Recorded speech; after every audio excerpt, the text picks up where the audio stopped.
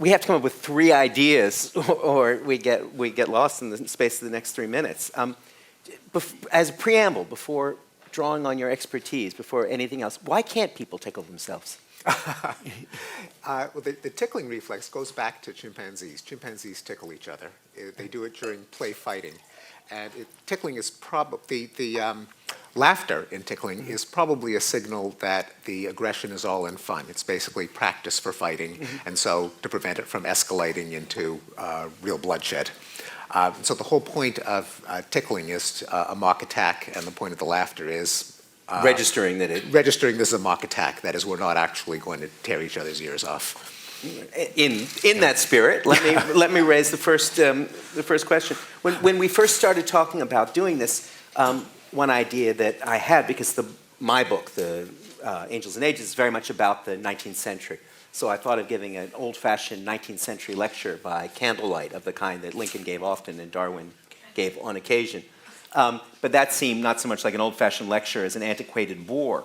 So we decided to skip that. But if you'd allow me, let me put a proposition to you and get your response to it.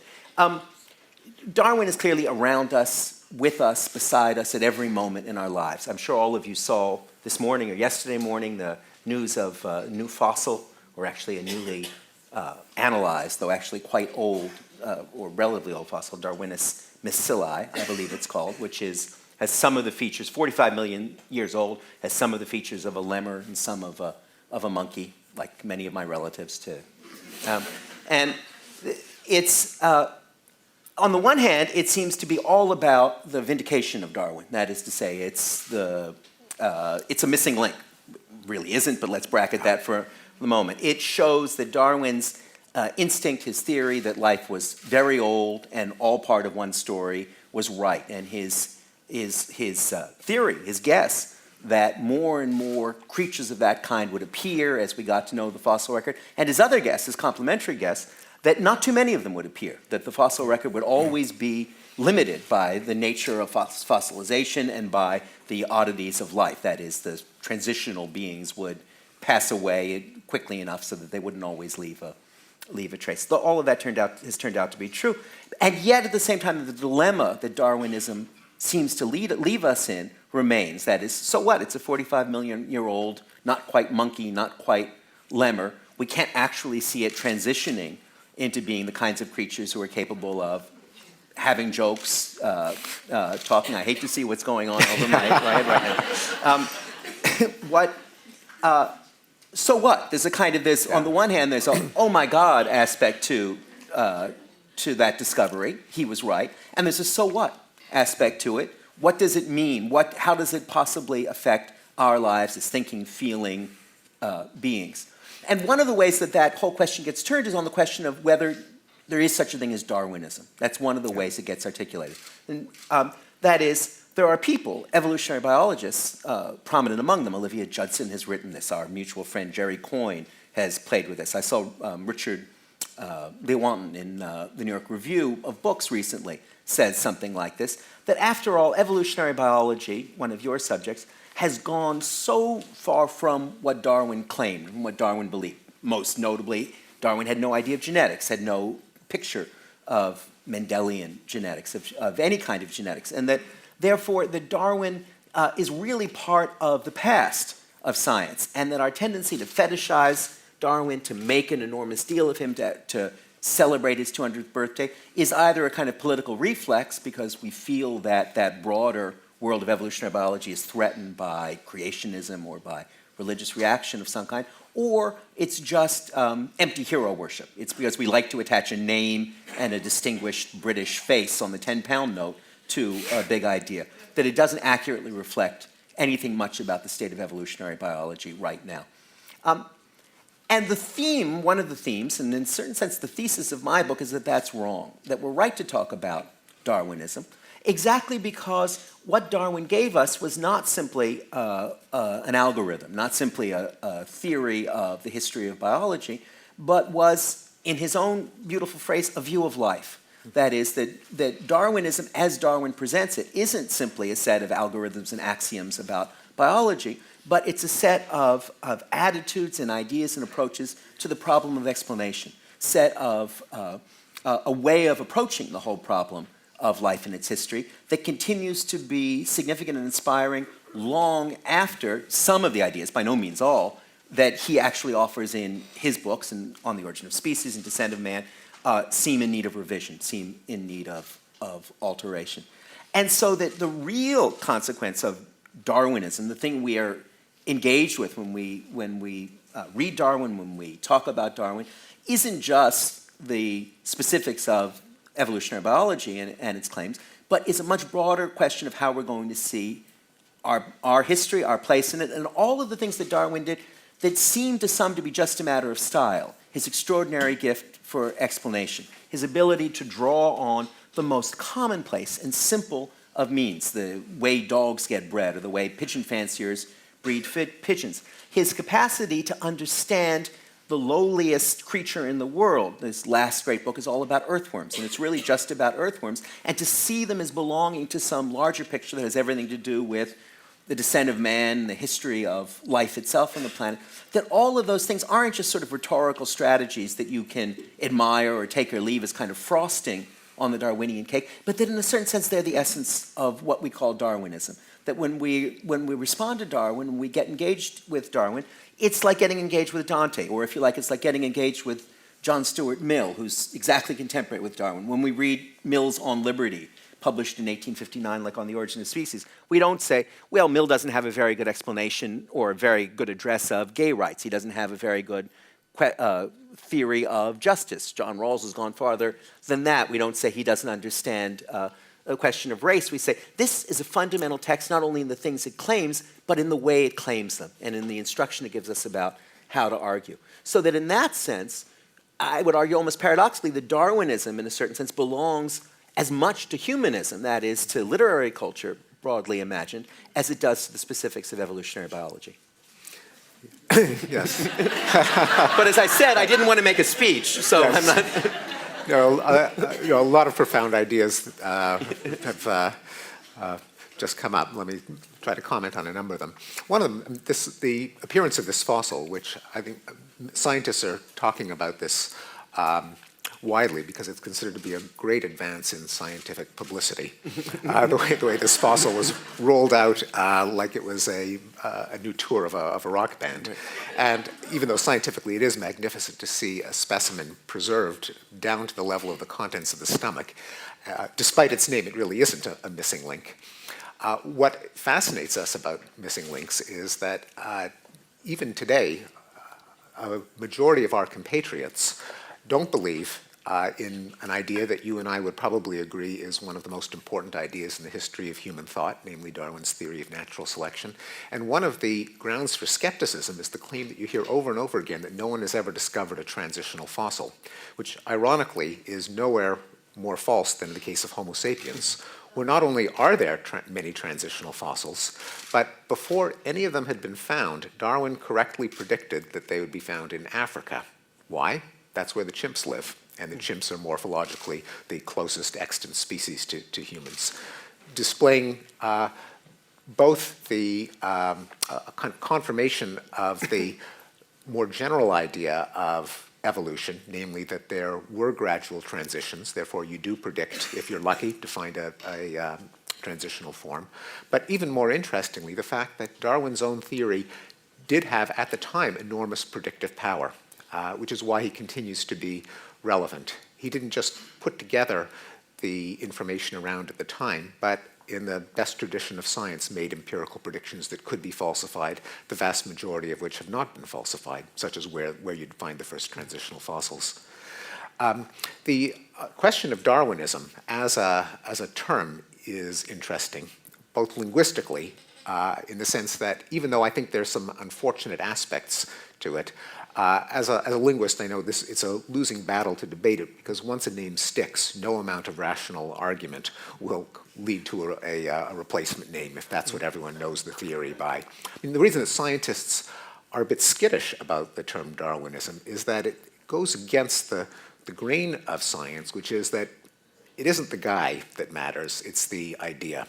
And another criticism of evolutionary theory by creationists is that the gods of Moses and Jesus have been replaced by the secularists with the gods of Darwin, Marx, and Freud. You often hear that. And so I think some scientists bridle at the idea that we have our God, who's a replacement, saint, right. a secular saint, and that to identify an idea with a particular person misses the point that it's the idea that counts. Nonetheless, I agree with you that Darwin was and continues to be an extraordinary scientist, that both of us go back to his writings to get insights that continue to be relevant today, that he isn't just of historical interest. And this is certainly true in psychology, where there are a number of topics, for me most notably in the expression of emotions in animals and man, where no one since Darwin has analyzed the phenomena in as much depth as he did. Maybe I'll give my favorite example, because this is, I think, after his prediction that the transitional human fossils would be found in Africa. This is my favorite bit of Darwiniana. And this is, in the expression of the emotions, he introduced a principle of what he called antithesis. That is, that when an animal displays a particular intention with a particular conformation of muscles and joint postures, when it is in the opposite emotional state, it will display the opposite configuration or the opposite posture. And so he used this to explain why dogs wag their tails, that when a dog is ready to attack, it will lean forward, muscles rigid, tail pointed straight behind, in preparation to leap. What does a dog do when it's in a friendly frame of mind? It crouches down, has its head up, and its tail is limply wagging. Now, you ask, what's the equivalent in the human case? Well, when a human assumes an aggressive or angry posture, you have the shoulders squared, the brow lowered, the head facing forward, the arms pronated, and the fists clenched. Now, what happens when you have the joint for joint, muscle for muscle opposite of that? Well, you've got the head to the side, the brows raised, the shoulders hunched, the arms supinated, and the hands open. The evolution of the shrug. Now, no one since then has done better at explaining why we shrug. And again, it makes a prediction that the shrug should not just be a convention of our particular universal, culture, right. but found in other cultures. And he was amazingly eclectic in terms of his empirical methods, but anytime a missionary or an explorer or a sailor was going to go overseas, he gave them a little questionnaire to fill out. Whenever you meet as he put it, a wild Malay or a Negro or a Hindu or an Eskimo, could you write down all of these features of what they do when they're happy, what they do when they're angry, and so on, and got back years later a set of diaries which allowed him to document the universality of many facial and bodily postures. An empirical body of research that basically lay ignored for another century until Paul Ekman revived the study of universals of expression. But anyway, that's just my favorite example of the continuing relevance of Darwin as a scientist. And we could multiply those examples, it seems to me, Steve. Sexual selection, for instance, which is one of Darwin's great themes, was kind of put in a drawer for a very long time, and nobody was particularly interested in it until relatively recently, when it came back out as an important theme. So in that sense, I think it's certainly true. Let's cut to a particular chase here, Steve. It's something I thought we'd talk about later, but since it came up now, and that is Darwin and race. You talk about, and you had to sort of put entre guillemets, you had to put in quotes the wild Malay, the Negro, because obviously Darwin, in thinking about race, spoke a language, had a vocabulary, which is no longer our vocabulary necessarily. It's a vocabulary of an earlier time. And yet one of the most sensitive, tender, difficult, contentious issues in Darwinism and understanding Darwin is Darwin's attitude about race. Because one of the things that comes up again and again, I'm sure you found this as I have in going around the country with this book, is that the claim that Darwin himself was inherently racist is then extrapolated to claim that Darwinism itself is inherently racist, which is one of the reasons why evolutionary biologists want to get out from under Darwin. And it comes from two directions. It comes both from the direction of the creationist right, to dub it that way, that is, who want to show that there's something anti-universalist about Darwin. And it also comes from the left, who want to show that Darwinism doesn't lead by accident to social Darwinism, to the belief in eugenics and into various ugly kinds of 20th century racism, but that it leads logically into that kind of into eugenics and into the ugliest sides of 20th century history. So that you end up, and the problem is, and this is where I'm sympathetic to the evolutionary biologists who in a certain sense want to be free of Darwin, is that there are two actually separate issues. One is what did Darwin believe, and the other is what does evolutionary biology show now on this issue. But let me leave the second part of it to you, because you know far more about it than I do.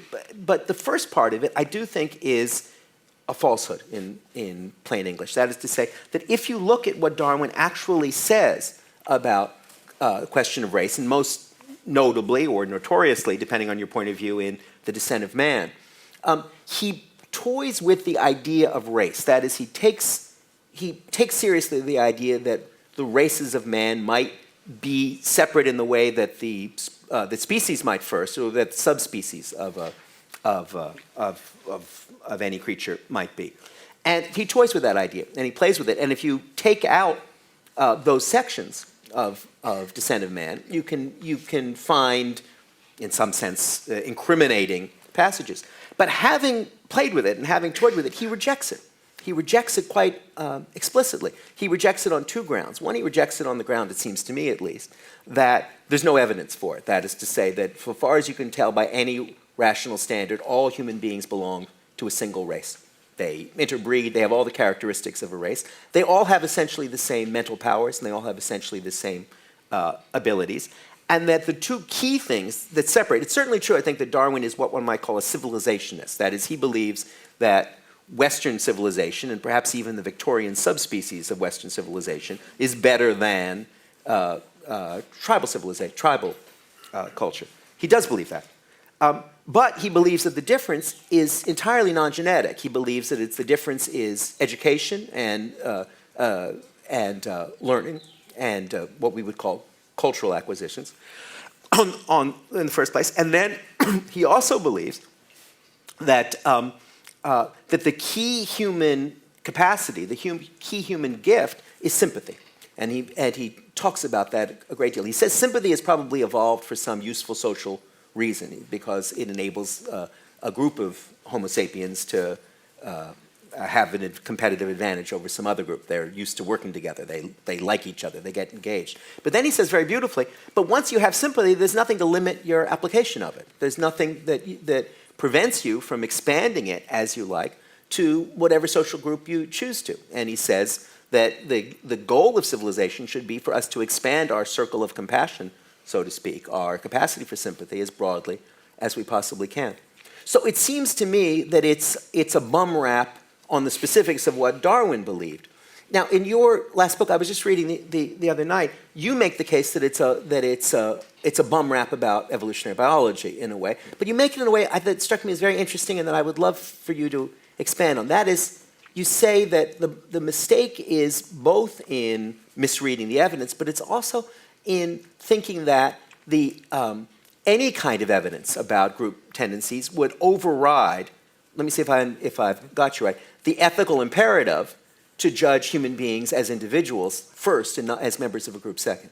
Yes, very much. I mean, now, in terms of whether Darwin believed that there could be racial differences, a lot depends on the adverbs. I mean, he makes it a point in the expression of emotion in animals and man that the fact that the facial expressions and bodily postures are the same across races strongly suggests a story of monogenesis as opposed to polygenesis, namely there was a common ancestor of all of Homo sapiens, and that our psychological traits, which were indexed by our facial expressions, must have been in place before the divergence of what we now call races. And he says things like substantially the same, mostly in place. So he left a crack open for there to be some quantitative differences among races. And depending on, I mean, you know his writings more thoroughly than I do, and I think there are probably places where you could say that he believes there may have been some slight differences, but he obviously believes we're one species. And of course, he was liberal in the best sense of the term, of being believing in universal human rights. And I think it very much does hinge on that passage that you quoted, which later Peter Singer expanded into a book called The Expanding Circle. The idea that whatever sense of sympathy evolution bequeathed us with is something that will automatically tend to inflate. That is, even if you start off just feeling the pain of your kin and clan, as you get to encounter other peoples, you'll naturally extend it to the tribe, the nation, other races, and very Ultimately recently, all mankind. Darwin didn't live to see the Universal Declaration of Human Rights, but he was right that once you set this process in motion, that there's no stopping it. And indeed, it's not a coincidence that Peter Singer, who wrote The Expanding Circle, also wrote Animal Liberation, arguing that there's nothing to prevent our circle of sympathy from expanding to other sentient creatures, including other animals. And I think it's not the same idea, but it's related to the idea that the ethical ideal of equality isn't an empirical claim that we're all indistinguishable, because the facts are going to be what the facts are going to be, and Darwin did leave the crack open that there may be small quantitative differences, but it is the principle that that people have to be treated as individuals and not prejudged according to the statistics of arbitrary groups that they belong to. And I think the attitude of the expanding circle of sympathy is a kind of psychological undergirding of this moral principle that it's what's the sympathy that I expect from myself and my family, I have no choice but to expand to all other individuals. And just as I don't want to be prejudged as a member of some group, I can't apply that prejudice to others. So that what you're saying then is that the ethical imperative is an ethical imperative, but it's not alien to biology. It's not alien to our psychology in some way. It's not determined by it, but it's not something that we're built to resist. Yeah, I mean, I wouldn't be too optimistic about how much of it comes naturally. I think social psychology seems to suggest that by default, that circle of sympathy is much smaller than we would like it to be on ethical grounds, and that it takes literacy, education, cosmopolitanism, all of the forces of liberalism that you discuss in the book that are really a late accomplishment of our civilization to push that circle of empathy outward. Without those liberal attitudes, it's apt to shrink. And so nationalism, tribalism, racism are probably closer to the natural state of our psychological makeup, but fortunately they can be pushed outward.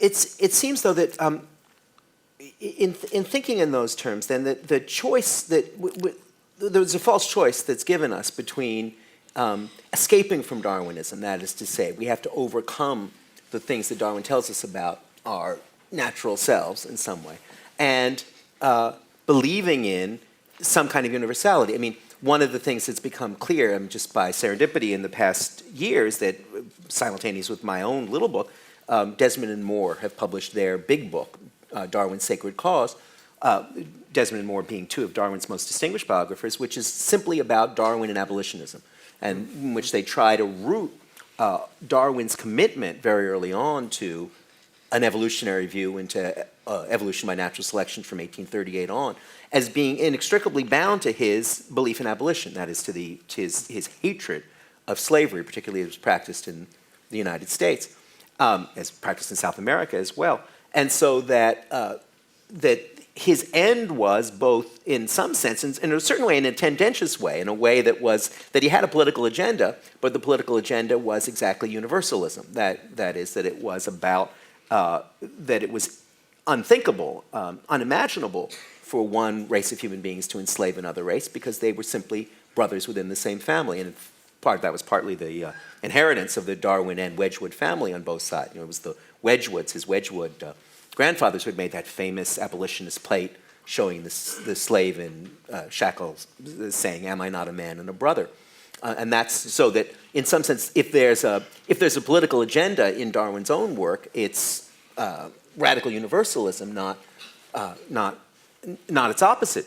But nonetheless, we still see that kind of thinking and that kind of approach to questions of race, questions of intelligence, and so on, as being prevalent. Are you saying, Steve, that you don't believe that those differences exist, or you believe that those kinds of differences should be subsumed in this larger picture of the ever expanding wedge of human sympathy and liberal values? Well, I would say liberal values should not hinge on the empirical assumption that sexes, races, ethnic groups are biologically indistinguishable. In many cases, they surely are. In some cases, they may not be. I don't believe that men and women are psychologically indistinguishable in every respect. But I don't believe that any policy of how we ought to treat men and women or blacks and whites should depend on the empirical claim that they are or aren't identical. We certainly know that anything you want to measure in any human groups, the overlap is enormous, if not complete. And that gives a practical justification for treating individuals as individuals. Namely, you don't really buy very much if you use as prior information what group they belong to. In the sense you mean, Steve, that in other words, that even if it were to be true, no necessary evidence that it is, that men were better than women at math, you would still have such a huge class of women who were superb at math, far better than I could ever be at math, that you could staff every department in the country exclusively with women if you made that as a social decision.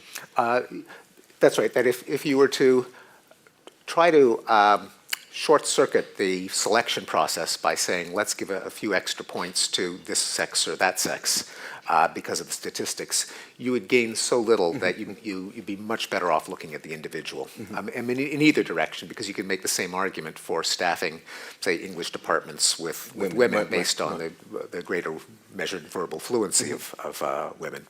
So there is the statistical argument, but there's also the moral argument that it's unfair to the individual. And so if you have a policy of fairness, then it really is a policy of the rights of the individual, because you don't want to make it vulnerable to an empirical claim that might be overturned tomorrow. I mean, for all we know, it could be that women on average are biologically better than men at verbal skills, or men at better than women at spatial skills statistically. And you don't want to be in a position of saying, okay, let's go back to gender discrimination. It wasn't so bad after all, we were wrong.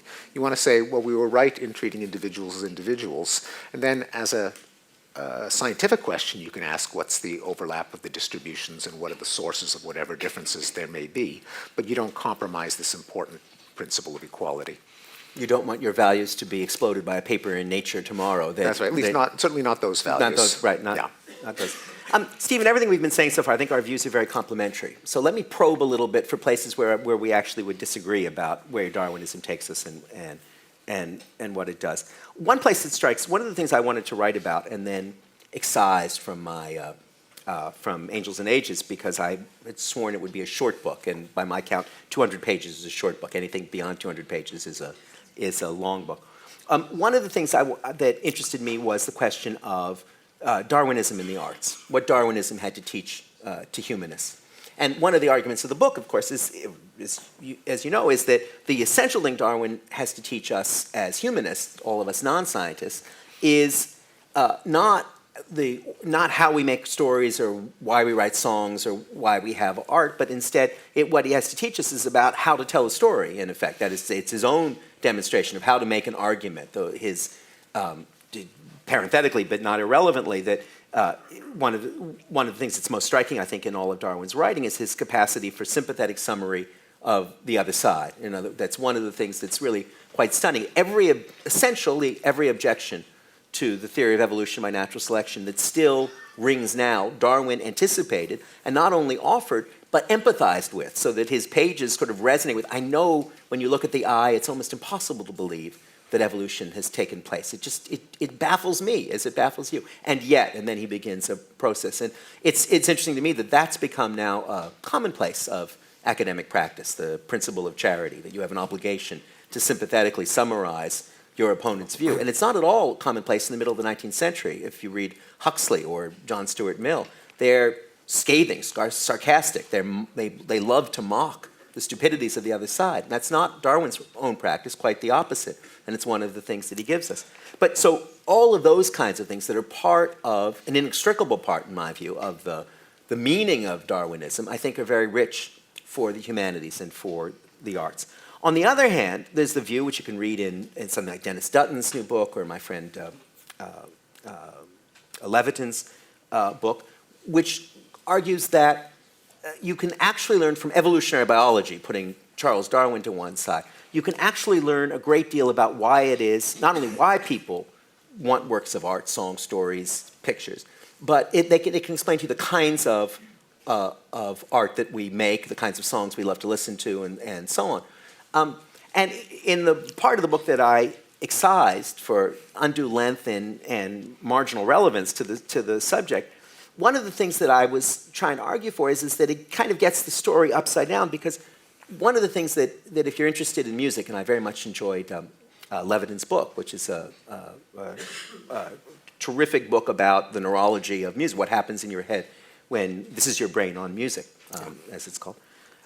Nonetheless, there's no way that using that line of investigation you're ever going to be able to tell the difference between Mozart and Barry Manilow. There's no critical function. And yet our whole experience of music is about the difference between Mozart and Barry Manilow, and even about finer distinctions than that. It's about the distinction between Mozart and Paul McCartney and Barry Manilow. And you know that outsiders to our musical culture but have a hard time understanding why Paul McCartney is a genius and Barry Manilow is a hack, widely considered.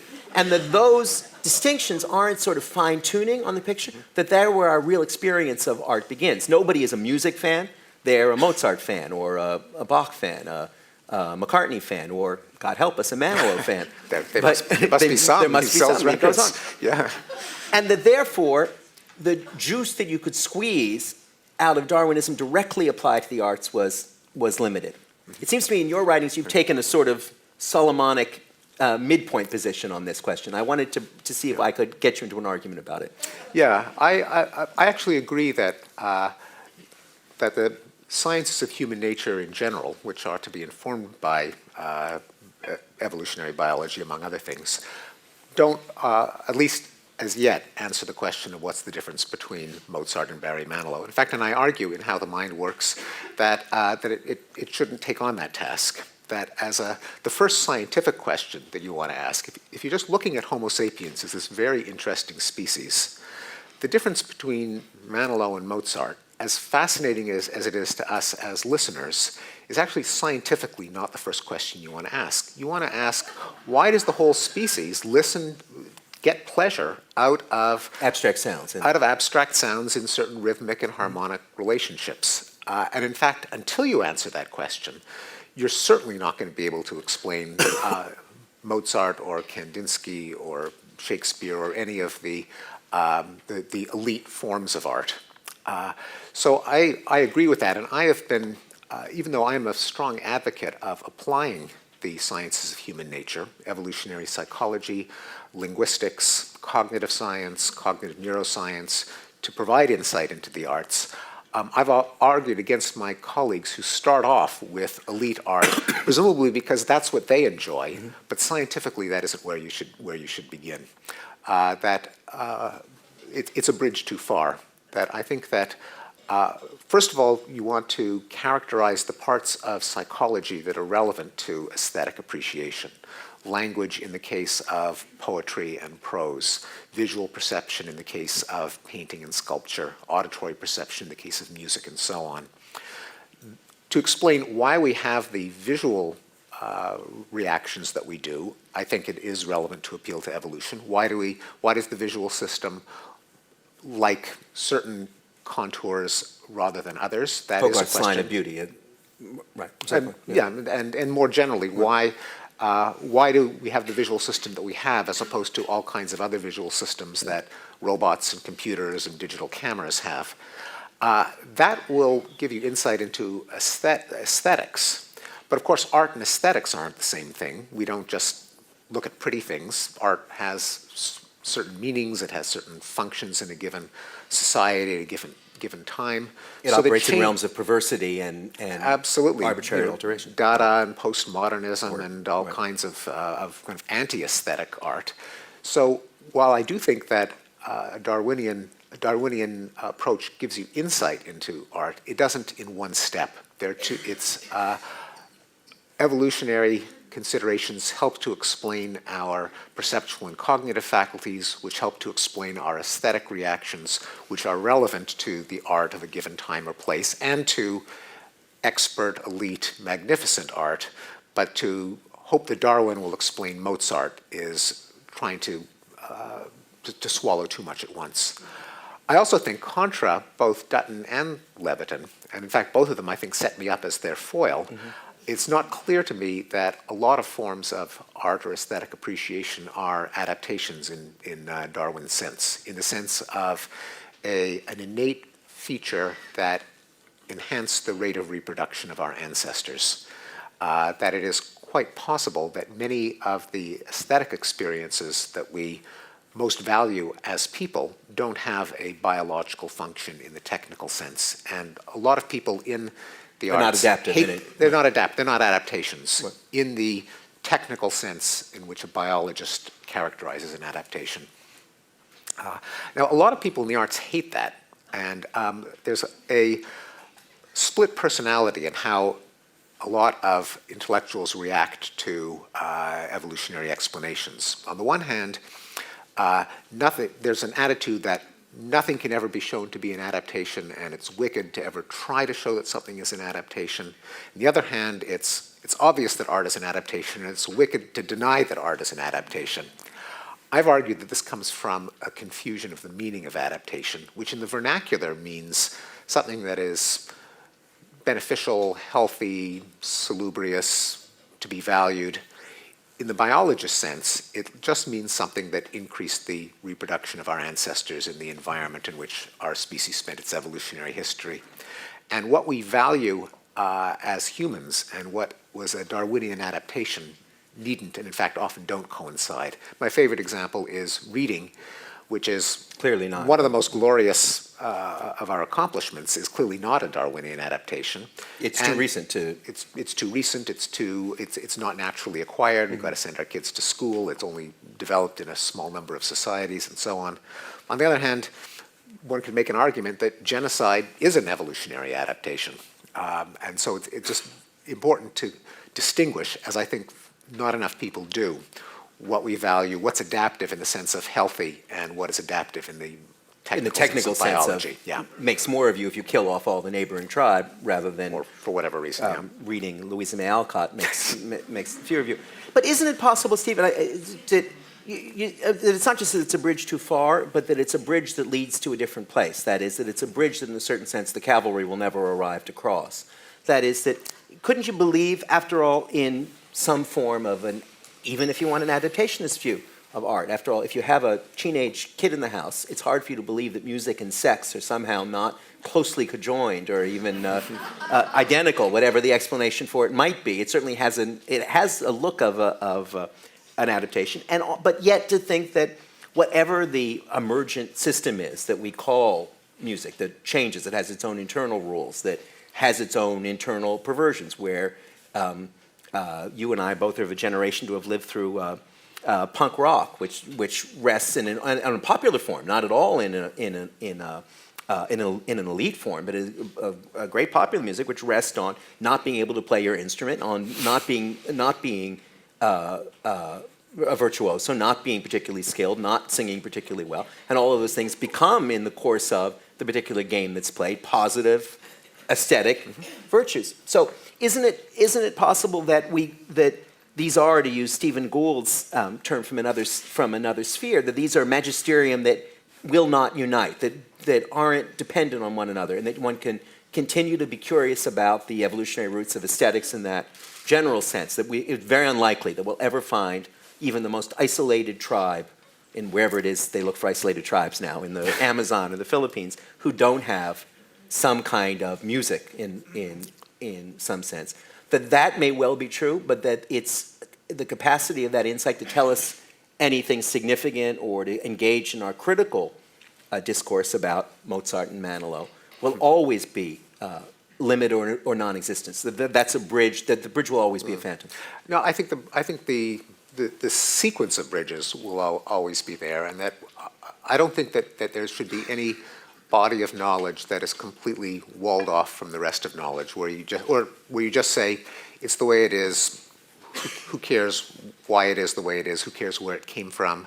And I certainly don't believe that that's true of culture in the old sense of Durkheim, that only culture can explain culture. I don't think that you're going to be able to deduce the appearance of Mozart from Darwinian first principles. I think it would be just incurious not to ask the question of what is it about. It may be human audition, it may be human status seeking, it may be some human faculty that we haven't yet documented, that Mozart exploited to give us the reaction that we have, and to say that that our psychology will never illuminate that and we shouldn't even try, I think would become kind of a tragedy for human knowledge, that you really do want to. And I think that one of the reasons that the humanities now, by their own admission, are often in the doldrums, at least in the universities. Doldrums is a generous way of putting it. Yes. Is because of the wall of separation between the subject matter of the humanities and the human sciences, where I think there are enormous insights. Although it'll never be that one will be subsumed into another or predicted from first principles. But I think there is insight to be gained. And in the case of music, I mean, Leviton's work and work that Al Bregman, our mutual mentor, and that I did with him, which helps to explain not music, but some of the tricks that composers rely on to get particular effects. It doesn't predict what they'll compose, but it, I think, illuminates the toolbox that they have in front of them and all the various tricks that they have at their disposal.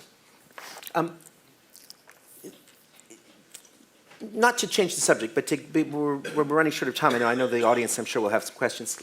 Let me, if I may, move to sort of the ultimate question about Darwinism and the humanities, Darwinism and humanism. That is, what does it get us in explaining why we're here and what our lives are about?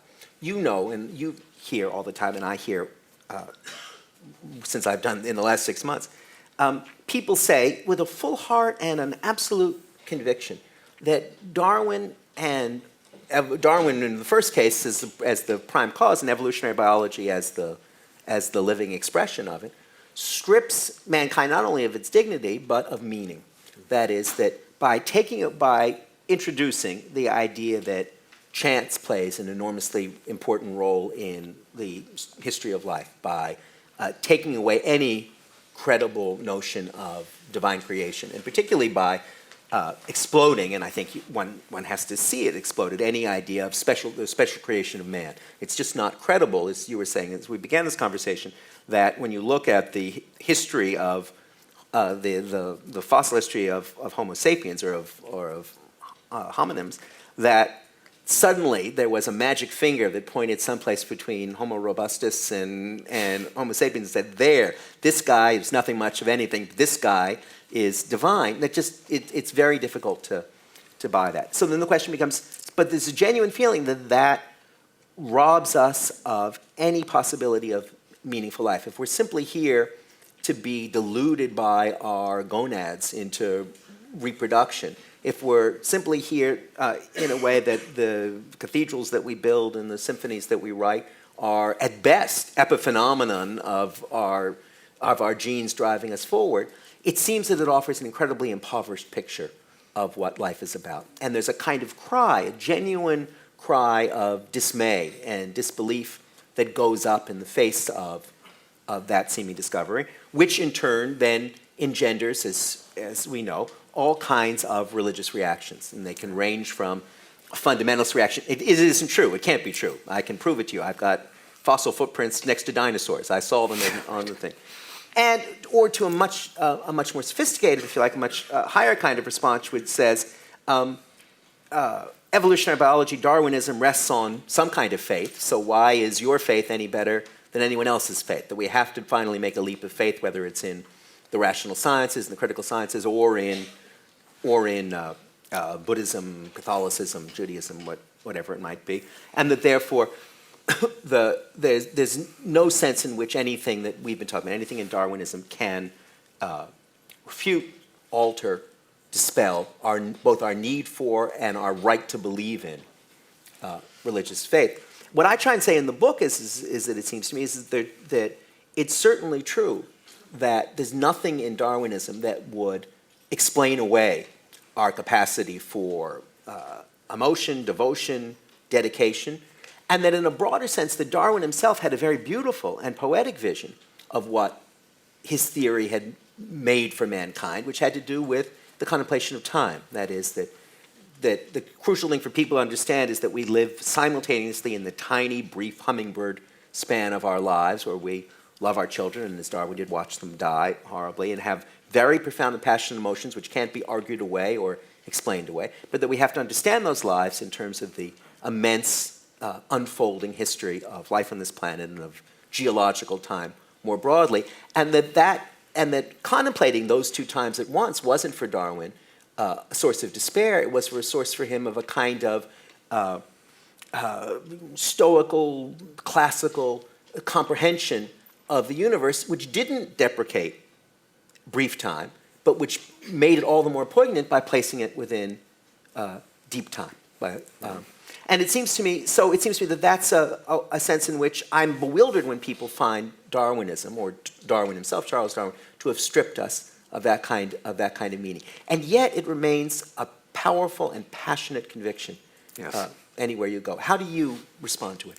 Yeah, no, unfortunately, we're not going to disagree here. So, unfortunately, for the entertainment value of the audience, I have a cartoon that I had in my book, The Blank Slate, which I think captures this from Arlo and Janice, where Arlo is up one night pacing back and forth, and he goes to his son, and his son's sitting in front of the TV munching popcorn. He says to his son, "Why are we here?" The boy says, "To spread our genes." And Arlo sits and the boy looks up and says, "You still here?" I think Arlo's anguish is what you're putting your finger on. And I agree that there's no reason that just because that the universe doesn't have a purpose, or our species doesn't have a purpose, it doesn't mean that we as individuals don't have a purpose or can't find meaning. That there are, ultimately, it does push you to a kind of humanism in looking for value and purpose and morality, not in some unfolding plan of the entire planet and life on Earth, but in our own powers to realize and deliberate among ourselves as to what is valuable and meaningful. And one of them is indeed understanding, thanks to the gift of our cognitive faculties, our place in nature, quite literally, where we came from, what was the process that brought us into being, and that I think there is the actual process that brought us. The actual process, right. Yeah, to have our best and most accurate understanding of ourselves. There's an exhilaration in that our species is smart enough and noble enough to have tried to figure it out and to have succeeded as well as it has. And also, there are, to be sure, depressing parts of this picture. It might be nice to live forever, to have a soul that survives the death of the body and lives eternally. It is, death sucks. It is kind of depressing to think that it's all of my experience is due to the activity of an organ which someday will cease to function. But there's also especially if you work for a newspaper, that's very hard. Right. Sooner than some sooner than others. But there's also a kind of maturity in understanding that is our state, that we're not fooling ourselves with childish stories, and that within the constraints that we have every reason to believe are there, living the most meaningful life we can, including the realization that there are things that are beyond us. You talk about deep time, but in a way that's, I think, emblematic of an entire world that is larger than any of us. Time extended unimaginably before us and will after us, but also there are worlds of numbers and logic. There are space itself, the physical process that allowed the universe to unfold from the Big Bang, the laws of social organization and morality that might be consequences of realizing that other people have minds as we do. It's certainly not that you're only sitting in front of a TV munching popcorn if you don't believe that there is a transcendent purpose to the unfolding of life. We can figure out an awful lot of stuff, and an awful lot of it is bigger than any of us. Or a person like, do you not think that, I just probing for one last area of disagreement before we open it to, to consensus, to the admiring consensus of the multitudes, that those of us who are in one sense on the Darwinian side, and I hope we've saved Darwinian as a term of art in this hour, run the risk of Philistinism, that is to say, of neither sufficiently understanding the yearning for meaning that has moved art, religion, and through the centuries, and also for not seeing that the degree to which those kinds of stories that people tell themselves about the world that they live in are not just vestigial mythological hangovers, but are crucial to what we call culture. We're crucial to what we call what we recognize as the most moving, significant, potent forms of searching for meaning. And are you never concerned, as I am, Steve, sometimes when I read Richard Dawkins, let's say, a remarkable figure, that though I agree with everything he says, I'm made uneasy by the slight tone of fatuous certitude that creeps into it? Are you never made uneasy by the feeling that exactly the lesson that we claim to want to derive from Darwin, that is about the virtues of modesty, the enormity of a world that we don't understand compared to our specific understanding, are you never concerned that kind of slips in the back door, and that we have to be doubly, as Darwinians, doubly cautious, doubly, in a certain sense, conservative, doubly aware of those risks? Well, certainly the whole scientific, or more generally naturalistic, secular mindset forces you to have skepticism, including about your deepest held beliefs. That's the origin of modernity. Really, modern philosophy is in skepticism, in avoiding dogma, authority, feelings of certainty from emotional conviction, and to be able to question anything. I mean, that's the beginning of science. That's the beginning of philosophy, and having a Darwinian point of view, realizing that everything that I'm thinking with right now is itself an organ that has its quirks, that has its history, that has its limitations, is even another ground for a kind of humility or modesty. Namely, no matter how certain it seems to me, well, it would, wouldn't it? That's all I have to think with. So I think of it. It's a certitude machine, isn't it? It's a certitude machine, exactly. And one of the things we know as psychologists is that we're apt to be more certain than we have any right to be. And keeping that in mind, I think, is a kind of break on a kind of overweening confidence that we've figured it all out. And in fact, I would argue that it compares favorably with a religious mindset, which depends on things like revelation, faith, dogma, tradition, authority, and so on. You can have Darwinism without certitude, but you cannot have religion without dogma. And certainly without faith. And faith is believing in something without having a good reason to, and I think that's a bad thing. All right, I'll buy that. Let me turn to all of you. We'd love to take some questions, and we're going to break with live tradition and actually recognize you and ask you to stand up and speak. And I think there are microphones going to be passed around at either side.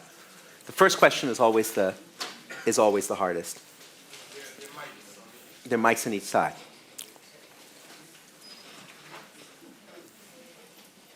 Someone speak up for gentleman here. Yes. Is it on? Mm-hmm. Yes. It's not that big a room. You can just Is it on? shout. I wanted to know where you stand on inherited behavior, and particularly instinct. If I can give an example, for instance, if you raise a bird in isolation, never has any interaction with any other bird, it still will know how to build a nest. It still knows that from instinct. And according to classical Darwinism, I guess, you would say that somewhere along the line there had been a mutation which made this bird able to build a nest. So if behavior is not inherited, I'm wondering, it seems a little unlikely to me that there would be a mutation that would all of a sudden make a bird able to build a nest. So where do you stand on that question? Go ahead. No. I stand nowhere. I claim no expertise on instincts of This any is kind. certainly a topic that Darwin did write about, and he was adamant that instincts, like morphological traits, parts of our body, have an evolutionary history. And in many cases, was able to sketch a number of plausible intermediate stages, even in quite complex forms of behavior, like nest building in birds. That it's unlikely that it was one mutation, almost certainly not, just because the laws of probability would say that if you make a random change to the genome, it's not going to grant the ability to do something complex and adaptive like build a nest. More likely, there's always an enormous number of mutations kind of sitting around in the background, some of which increase the likelihood of behavior that in certain circumstances moves you a little closer to something that's useful, and that over many generations of mutations and sexual recombination and selection, you get behavior that becomes more and more complex. Following Darwin, this all goes back to Darwin, instincts as well as organs have an evolutionary history which is amenable to the theory of natural selection.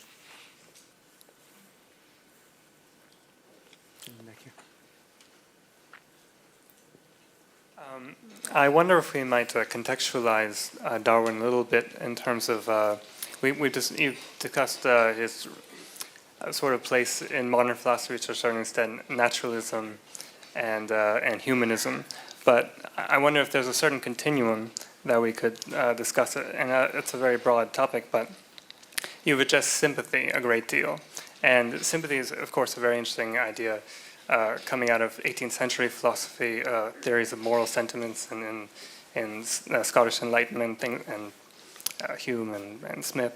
But I wonder if we could sort of address the question of whether there's something in humanism and naturalism in modern philosophy which sort of necessitates Darwin, and instead of just saying that, well, we have Darwin and then the rest is history, but really seeing Darwin as a product of his time as well. Well, let me deal with that in a couple of different ways. It's certainly true, and it's been one of the great acquisitions of Darwin scholarship in the last 40 years, I suppose, to understand that Darwin, contrary to the widely spread, widely disseminated picture of him as a kind of innocent naturalist who stumbled on the world's greatest idea, that Darwin was philosophically very sophisticated and acutely aware both of the origins of his ideas and of their consequences. You see that most wonderfully in one of the great books of human history, the 1838 notebooks, 1838 and 1839 notebooks, where Darwin is specifically reading Locke, for instance. He's reading Plato and saying, you know, if you could reinterpret all this stuff on biological grounds, it might all be true, but you could actually demonstrate it. There's a wonderful moment when he's reading Plato, and he says, and Plato's saying that you can explain our instincts in terms of the preexistence of the soul. And Darwin writes in the margin, for preexistence of the soul, read monkeys. Which in one moment, that metaphysics has collapsed into biology. And it's a great moment in the human mind. I think that it's certainly true that in that way, Darwin is part of his time, part of the mind of his time, part of the thinking of his time. So it's very interesting and I think significant that contrary to either the tales of left or right, Darwin, from the moment Origin of Species was first published, it was embraced by every part of the political spectrum. Karl Marx, as you know, loved it. For Marx, it was the breakthrough book, and he tried to court Darwin throughout his life. We know, sadly, about the embrace of what would eventually become called social Darwinism, not called that at the time.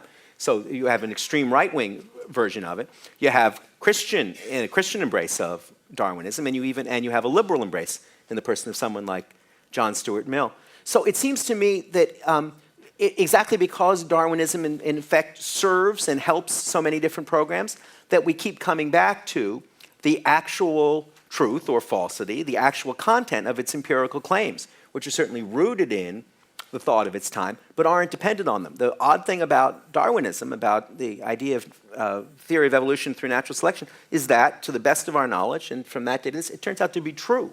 It actually describes the history of life on this planet better than any other idea. So I think we have to simultaneously, absolutely, place Darwin not just as a kind of unconscious part of his time, imitating, putting the ideas of free market capitalism into inserting them in nature, but as a conscious, one of the world's great thinkers, but at the same time recognize that the question of the truth or falsity of Darwinism is a real question that can be judged by scientific and empirical tests. Yeah.